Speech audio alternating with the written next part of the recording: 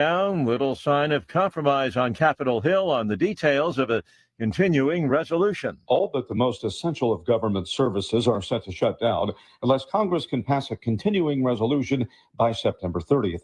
The stopgap measure set for a vote in the House on Friday would keep the government up and running until mid-November. In the Senate, Republicans predict Minority Leader Chuck Schumer is holding a losing hand as he refuses to compromise with the GOP, hoping to blame Republicans for a likely shutdown. Bob Agnew reporting. South Korean automaker Hyundai confirms it is moving ahead with expansion of its plant in Georgia. The move comes after an immigration raid delayed the startup of an electric vehicle battery plant at the Georgia site. The company plans to invest $2.7 billion to boost capacity by 200,000 vehicles over 3 years. More on these stories, townhall.com. This is staff meteorologist Jennifer Wojcicki with your regional radio forecast. Slight chance of thunderstorms today, otherwise cloudy skies expected. High temperatures reach up to 86. Winds out of the southwest 5 to 10 miles per hour. Lows around 63. Tonight, chance of thunderstorms. Partly cloudy tomorrow, chance for storms 85. Hear weather twice an hour or online anytime at DeWittDailyNews.com. Right now, 65. Here's Clinton Civil Out owner Dave Jackson on how he monitors prices to help you save money. I look and see what retail they are at, and I make that decision whether it is a key item or a mid-tier item as far as importance goes, and I make sure I'm either below or close. And in most cases, I try to go below. Dave and his staff helps you save up to 40% on your grocery bill every day at your locally owned Clinton Save-A-Lot. And as Dave always says, hope to see you soon. Farmers, it's time to plant your success without the financial stress. With CHS Autumn Rewards Pro, you can finance your fertilizer, crop protection, and seed for as low as 0% interest. 0% financing on the inputs you need to grow a strong, profitable season. Protect your cash flow and focus on what matters, your farm. Talk to your CHS representative today to lock in financing as low as 0% or go to chsagronomy.com/rewards for more info. DeWittDailyNews.com is the area's leading local news source 24 hours a day, 7 days a week. Get the latest local news, obituaries, police splatter, weather forecast, and more with no paywall. Head to DeWittDailyNews.com to get the local information you need to know. Netflix buffering, YouTube spinning, devices not connecting, Zoom calls dropping. It's frustrating. Let's end your frustration by signing up for fiber internet in Clinton. Click the Connexus icon at DeWittDailyNews.com. News time, 7 minutes after 8 o'clock on this Friday. Top of the morning from the newsroom of Regional Radio and DeWittDailyNews.com. I'm Seth Lawrence with this expanded 8 o'clock newscast. We stream to Facebook and YouTube on this Friday.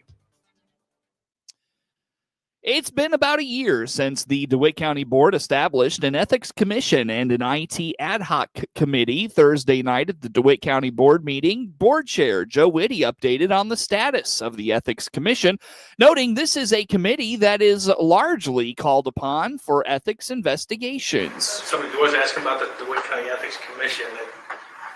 I know we haven't had these up for appointment previously, but somebody may recall there was a statute that basically outlined the county's responsibilities in getting an ethics committee set up. We have this in our ordinance, but we've never filled those positions. And so we need representatives from both parties.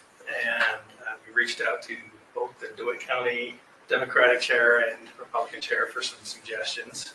And we got Mr. Summers with us here tonight, I believe. Ethics committee, we hope that they are never put to work.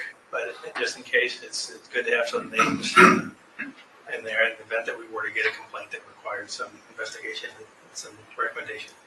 The IT Ad Hoc Committee met earlier this month, and Pat Ryan made note of the discovery of the help they need, in fact, to keep the county's digital information safe. We did meet on September 11th.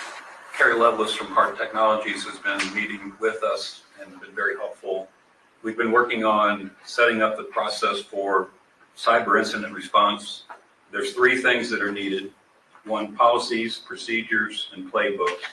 Policies to limit the vulnerability to cyber attack, and also to build up a cybersecurity culture within the building. For example, acceptable use policy, multi-factor authentication, and just various policies like that need to be put in place. There needs to be a procedure put in place that, for example, defines the cybersecurity champion, the incident response leader, the public information officer, if you want to call it that, a technical leader. So a procedure that sets up the team that would respond to an incident. And the third thing is playbooks for how you respond to an incident. And there's various categories of incidents. For example, email compromise, malware affecting business processes, ransomware, and there's just a whole list.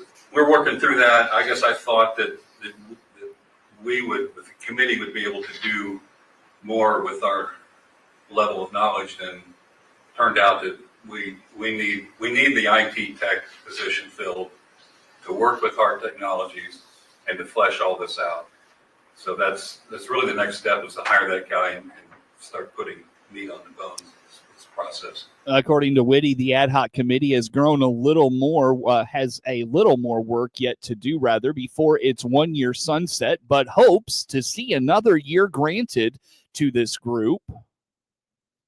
You may recall we established the IT and Compliance Committee as an ad hoc committee for a period of 1 year. We're coming up on that 1 year. And so we're having some discussions. Do we have value in maybe establishing at least the IT portion of that permanently? So I think as we get up to the December timeframe, we're going to have a recommendation. Either we continue it for another year as an ad hoc committee, or if it makes sense at that time to go permanent, we can discuss that. But at this point, we're kind of leaning towards maybe just establish another year-long ad hoc committee and try to drive some things to completion in that time frame.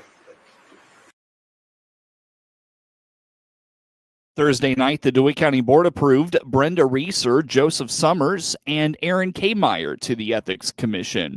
The Warner Library hosts spots on its property for vendors at the annual Apple and Pork Festival each year. Bobby Perryman is the executive director of the Warner Library and notes they will be giving away free books over the Apple and Pork weekend. She notes they do this to educate folks on what their library can do for them, because many attendees come from out of town. We do. The library has a table. We have a booth as well out on the green space, and we're not selling anything, but we are giving away free books, so anyone can come in and get a book. And we also just talk about library services, programs we have upcoming, and also what your library can do for you. So I know we get a lot of out-of-town people for Apple and Pork, but most people, you've got a library in your town or near you as well, and library offers a lot more than you realize. So we try to get that word out as well. And the Friends will have a table as well where they'll talk about the Friends. And also something that the Friends started last year that I think is amazing, and I'm looking forward to it this year, is they have some booths set aside for nature booths. So the Illinois Department of Natural Resources and Mettler Woods, they have booths, and Weldon Springs Foundation will have one, just talking about Illinois nature and what you can see around here. The Apple and Pork Festival is September 27th and 28th. Learn more by finding the Apple and Pork Festival Facebook page. News This Morning streams to Facebook and YouTube. Coming up in News This Morning, we'll take a look at sports. It's a Football Friday as we get a look at that Week 4 high school football season. Looking for a seed buying experience that's more humanized? Ready to trade a company that's oversized for an independent brand that's right-sized? Searching for elite hybrids that have been optimized, tested in your geography, and localized? Did we run out of words that rhyme, so now we have to use metaphysicized? Maybe so. But if you answered yes to any of these questions, then it's probably time you get Wiffleized. Choose Wiffles hybrids this season, and let's get familiarized. Experience the power of better connection with Connexus Fiber Internet. Connexus delivers ultra-fast, reliable speeds to keep you connected at the speed of life. Whether you're working from home, streaming your favorite shows, or gaming with your friends, Connexus has you covered. Say goodbye to buffering and dropped calls and say hello to fiber fast internet. Ready to upgrade your connection? Sign up today by clicking the Connexus icon at DeWittDailyNews.com. Nothing connects us like Connexus. CEO Paul Scarron here from Warner Hospital and Health Services in Clinton. Our trained physical therapists offer quality, compassionate care close to home. Find out more by clicking our icon at DeWittDailyNews.com. DeWittDailyNews.com is the area's leading local news source 24 hours a day, 7 days a week. Get the latest local news, obituaries, police splatter, weather forecast, and more with no paywall. Head to DeWittDailyNews.com to get the local information you need to know.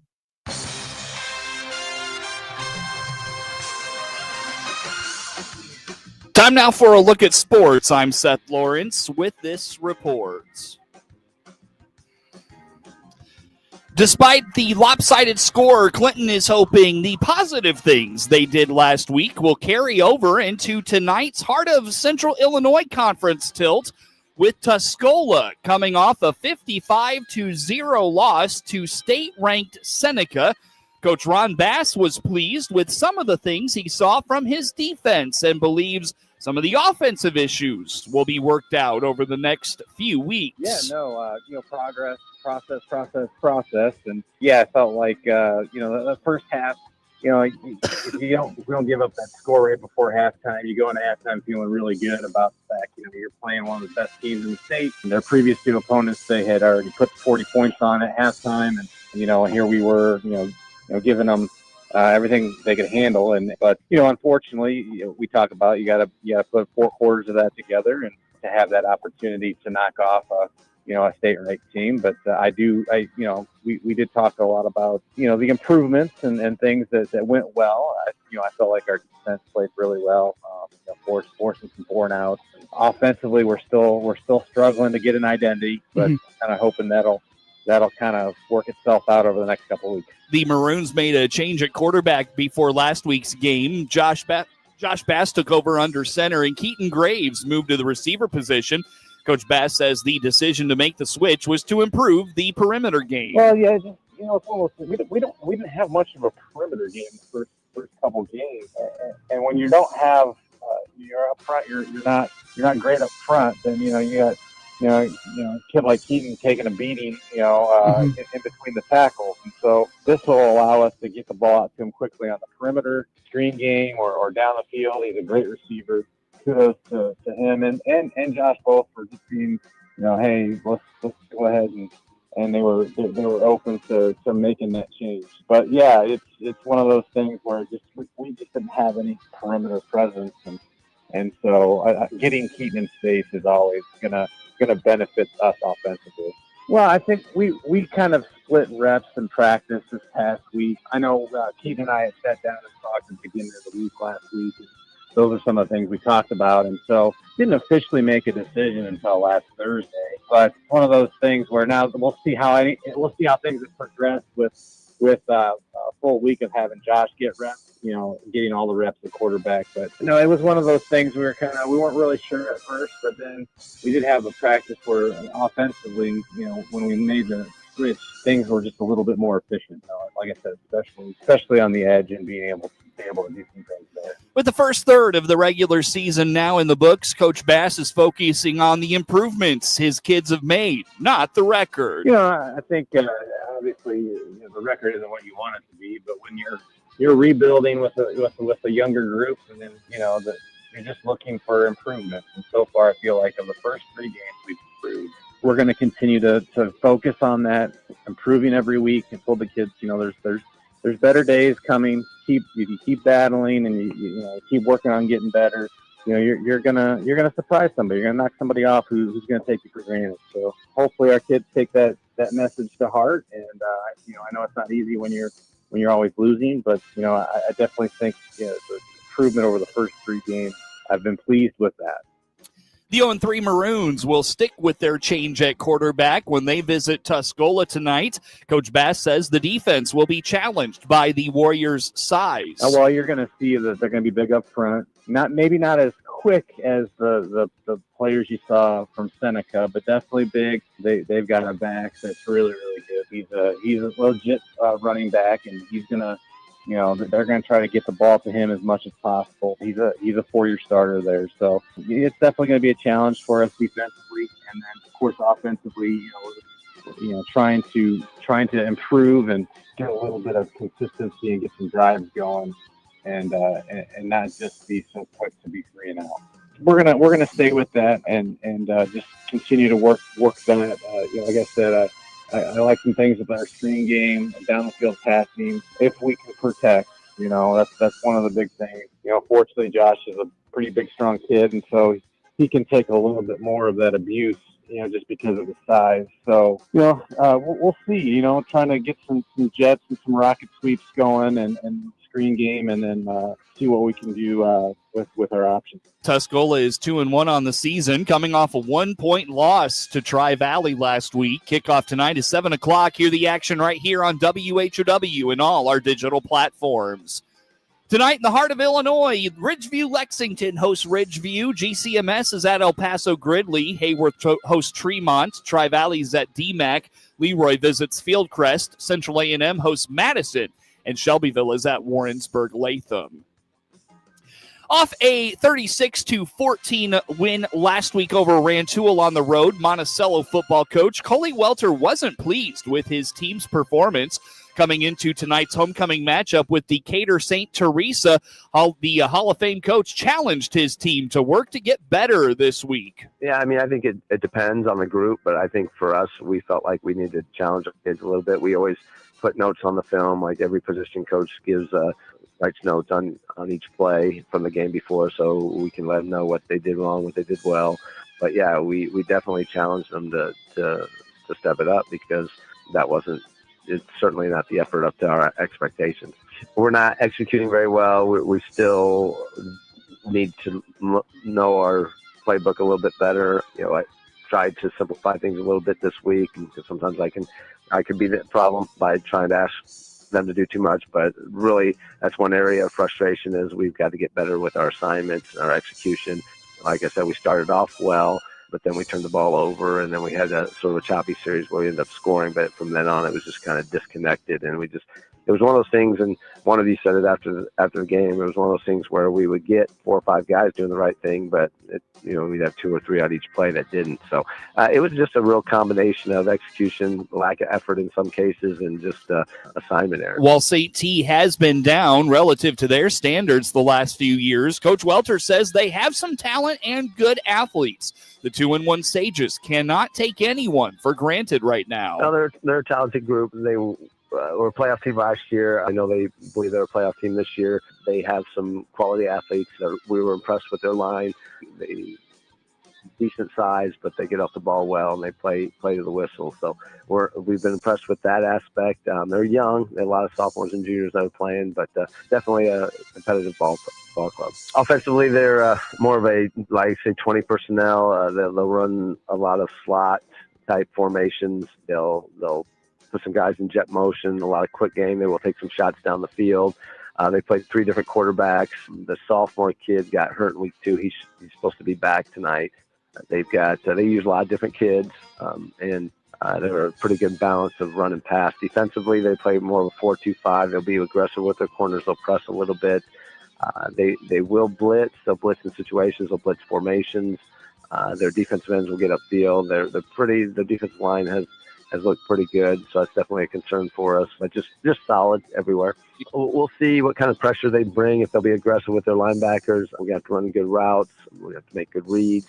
But ultimately, just get off the ball, play the whistle, do the things that winning programs do.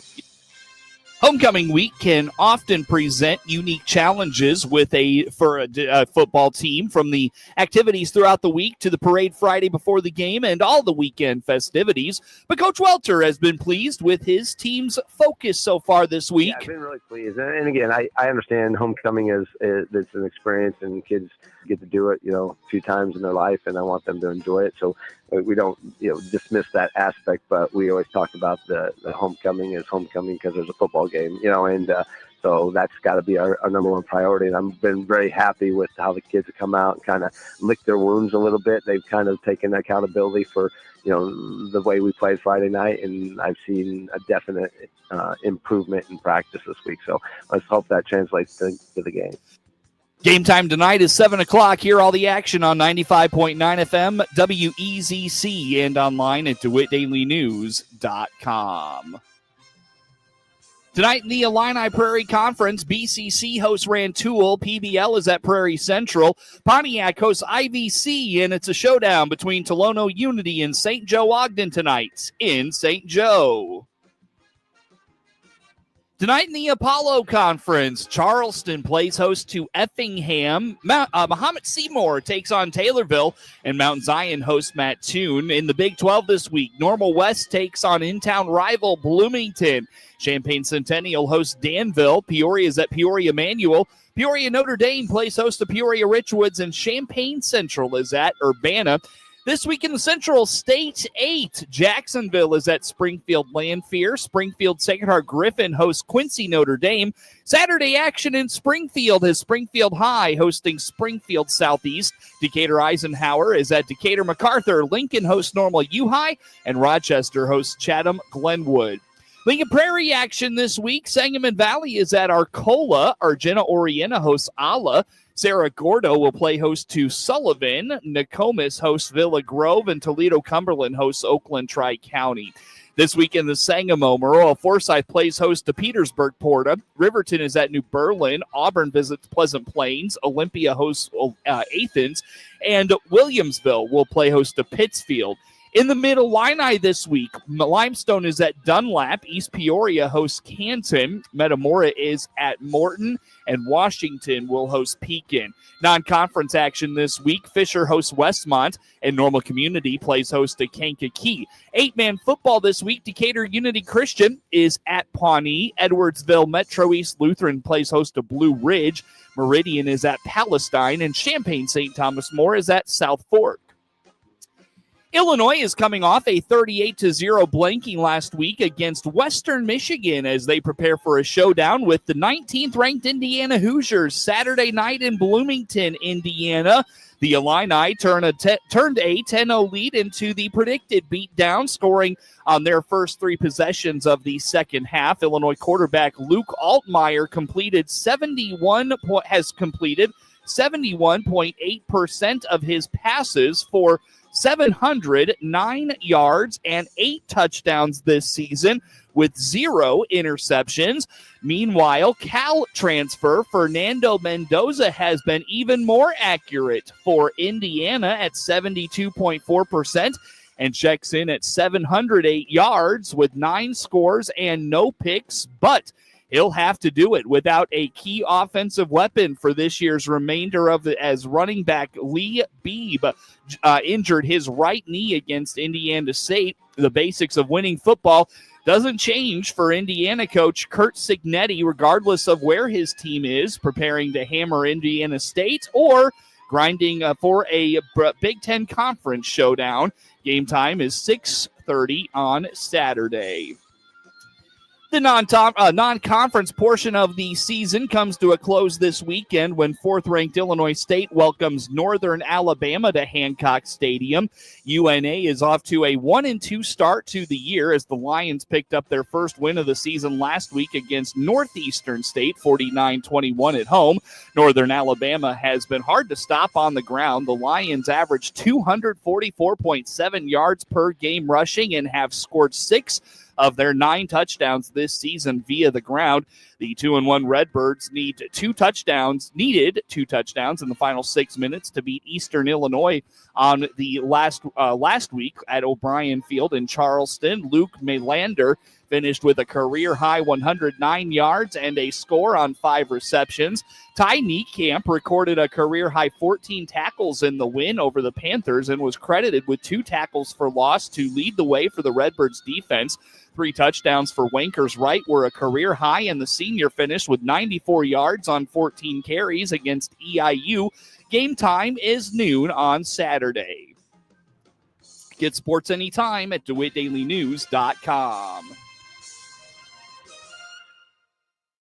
Are you looking for a new doctor? Someone who makes you feel heard? At Memorial Care, our primary care physicians and advanced practice providers do more than checkups. They also check in, listening to your needs, discussing your health trends, and advocating for you, especially when you notice a change. They're people you can trust from a trusted healthcare leader. Memorial Care. Real care Real connections. Learn more at memorial.health/primary care. Noah Atkinson here. As owner